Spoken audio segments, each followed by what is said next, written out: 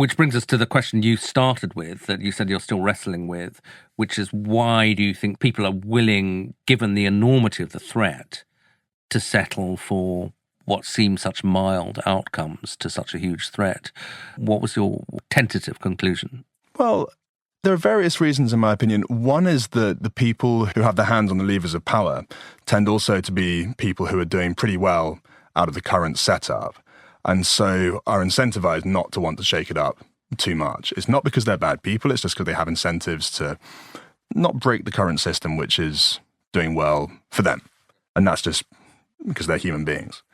There's also the issue of a disconnect between the powerful people at the global level, particularly in the developed world, and the impacts that are so far being disproportionately felt in developing countries. So, of course, we've had some terrible events in Europe and North America, but on my travels, it was definitely in the developing countries where I saw really, really bad impacts in places like Ethiopia, Bangladesh, the Philippines.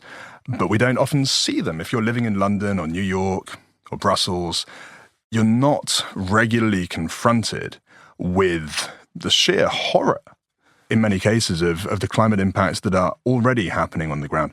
And that's one of the reasons why I wrote the book. Is it's not only about the people who are on the front line in the developing countries. There's also a lot about people who are driving technology, people who are driving all sorts of inspiring responses to climate change, as well as people at big companies in the fossil fuel industry, for example, and seeing how they're responding.